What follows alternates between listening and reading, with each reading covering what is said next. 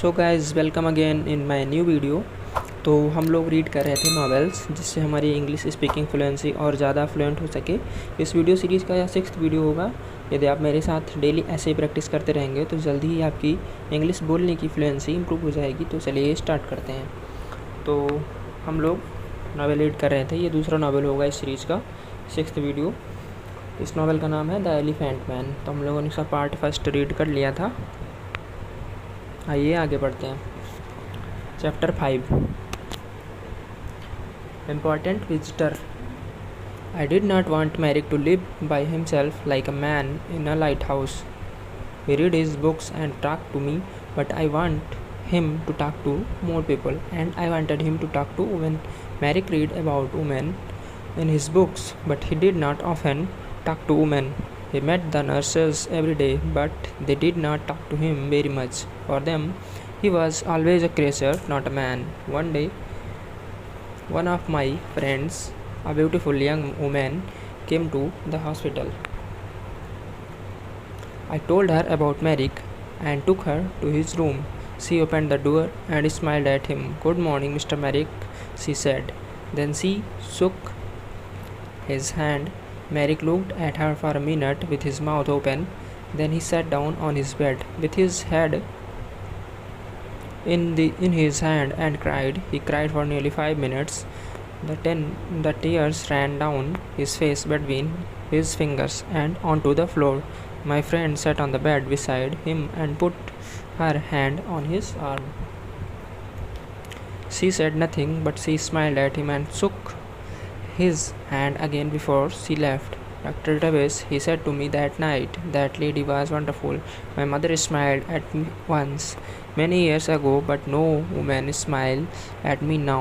But this lady smiled at me too, and she shook my hand. A beautiful lady smiled at me and shook my hand. My young lady friend came again the next week and talked to Merrick for hours and for half an hour.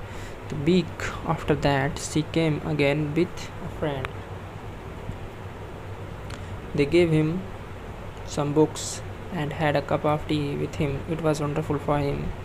For the first time in his life, he had some friends. He was a very happy man. He sat in his room and read his books, said no more about living on a lighthouse. People began to read about Merrick in the newspapers, so he had a lot of visitors. Everybody wanted to see him. A lot of important ladies and gentlemen visited him.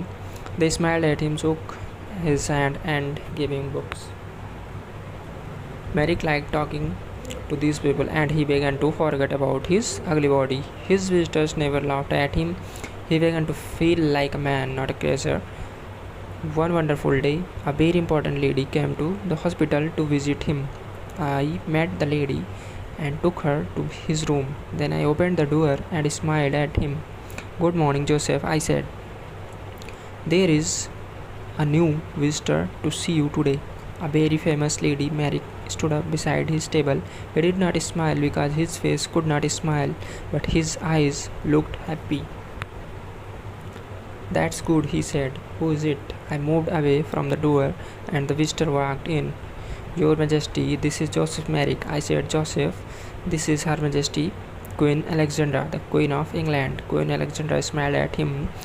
"How do you do, Mr. Merrick?" she said. "I'm very pleased to meet you." Then she shook his hand. Merrick did not move for nearly half a minute. He stood and looked at her with his mouth open. Then he spoke in his strange, slow voice. How do you do, Your Majesty?" he said. But I don't think the Queen understood him because he tried to get down on his knees at the same time. It was very difficult for him because on his enormous legs. "No, please, Mr. Merrick, do get up," said the Queen. "I would like to talk to you. Can we sit at your table?" Yes, of course," he said. They sat at the table. She took his left hand, the good hand, in hers. She looked at the hand carefully and then smiled at Merrick again. "I often read about you in newspapers," she said. "You are a very interesting man, Mr. Merrick. You have a very difficult life, but people say you are happy. Is it true? Are you happy now?" "Oh, yes, Your Majesty, yes," said Merrick. "I am a very happy man. I have a home here now and friends, and my books. I am happy every hour of my day. What a wonderful story, she said. He had many visits from the Queen, and at Christmas she sent him a Christmas card. Windsor Castle, 20th December 1888. Dear Joseph, here is a small Christmas present for you. I think it looks like me, does not it? I do visiting you very much, and I am going to come to the hospital again in the new year. Happy Christmas, your friend Alexandra. The present was a picture of Queen Alexandra with her name on it. Merrick cried over it and put it carefully by the bed in his room. Then he sat down and wrote a letter to the Queen. It was the first letter of his life. The London Hospital, 23rd December 1888. My dear Queen, thank you very very much for a wonderful card and the beautiful picture. It is best thing in my room. The very best, the most beautiful thing I have. This is the first Christmas present. Perhaps I had a Christmas with my mother once, but I do not remember it. I have my mother's picture too, and she is beautiful like you. But now I have many famous ladies and kind people like you. But Dr. Travis, and I am a very happy man. I am happy too because I am going to see you New Year. Happy Christmas to you, my dear friend. With all my love, Joseph Merrick. Chapter 6. Outside the hospital. Merrick had a lot of friends now, but he was more like a child than a man. He could read about things and talk to his visitors, but he could not go out of the hospital but by himself. He thought and played like a child. After Christmas, he wanted to go to the theatre. This was very difficult because I did not want the people in the theatre to see him, but a kind lady from the theatre, Mrs. Kendall, helped us. We brought tickets for a box at the side of the theatre. We went to the theatre in a cab with dark windows, and we went into the theatre by a door at the back. The Queen's door. Nobody saw us. Three nurses sat at the front of the box, and Merrick and I sat in the dark behind them. Nobody in the theatre could see us, but we could see the play. It was a children's Christmas play. Merrick loved it. It was a most wonderful, exciting story.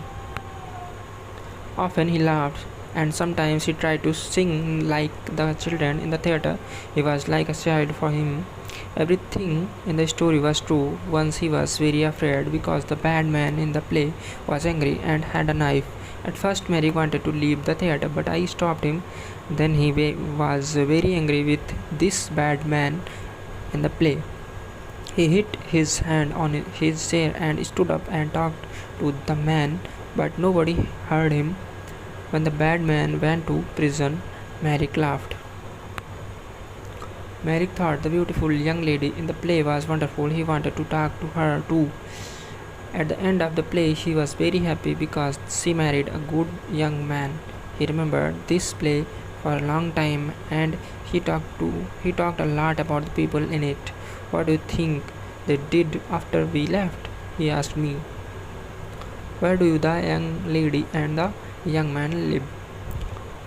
What are they doing now? I don't know, I said. Perhaps they live in the country. Merrick thought about this for a long time. Then he said, Dr. Travis, can I go to the country, please? I saw the country once from a train, but I never went there. I often read about it in books. It's very difficult, is not it?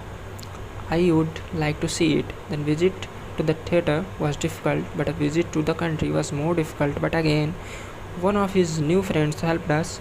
She had a small house in the country, and Mary could stay it for the summer, she said. I took Mary to the country in a train with dark windows so nobody could see him. Then we went in a cab to the country house. There were a lot of trees near the house, but no people lived near it. A countryman brought food to the house every day, but no people came near it. I stayed with him that night. At night, it was very dark and quiet. In the morning, hundreds of birds sang in the trees, and everything outside the house was green. Merrick walked under the big trees. Looking at things happily and singing his strand song, I went back to London, but Merrick stayed there for 6 weeks. He was wonderfully happy. Every week he wrote me a letter. Apple Tree House, West Wigan, Buckside, 21st July 1889. Dear Dr. Travis, I had a wonderful day again today. It was very warm, so I walked under the trees and sat by a stream.